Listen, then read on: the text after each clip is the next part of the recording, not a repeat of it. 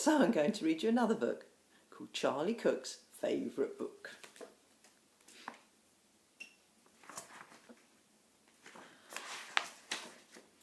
Once upon a time there was a boy called Charlie Cook who curled up in a cosy chair and read his favourite book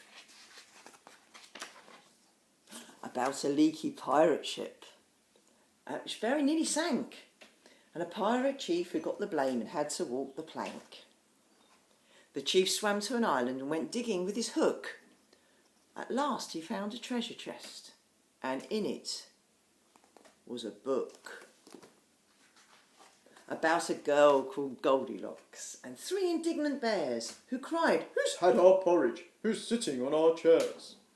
They went into the bedroom and Baby Bear said, "Look, she's in my bed, and what is more, she's got my favourite book about Sir Percy Pilkington, a bold and fearless knight, who told the dragon, 'Wait, I'm not ready for a fight.'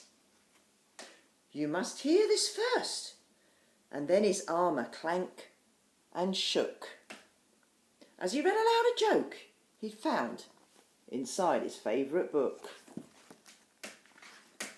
about Rowena Redalock, a very well-read frog, who jumped upon a lily pad and jumped upon a log, then jumped into the library which stood beside the brook, and went, "Read it, read it, read it," as she jumped upon a book about an oak tree full of birds. Each bird had built a nest, and they had a competition to decide which one was best. They chose an owl to judge it, and the winner was a rook, whose nest was lined with pages from his favourite book about a girl who saw a flying saucer in the sky, some green men were in it, and they waved as they flew by. She tugged her mother's sleeve and said, "Look, Mum, what I have seen." But Mum said, "Hush, I'm trying to read my favourite magazine about a wicked jewel thief who stole the king's best crown, but then got stuck behind some sheep, which slowed his car right down. The king dialed 999, and soon the cops had caught the crook and flung him into prison, where he read his favourite book about a greedy crocodile who got fed up with fish and went on land to try and find some other kind of dish.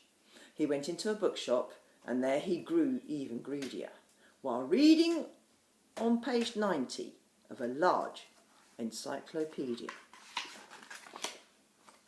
about the biggest birthday cake the world had ever seen. A team of royal cake makers had made it for the Queen. The cake was so delicious that a famous spaceman took a slice of it to Jupiter. He also took a book about a ghost who glided round a castle every night, carrying her head and giving everyone a fright. She kept it up till morning, then she found a shady nook and put her head back on again to read her favourite book about a cosy armchair and a boy called Charlie Cook.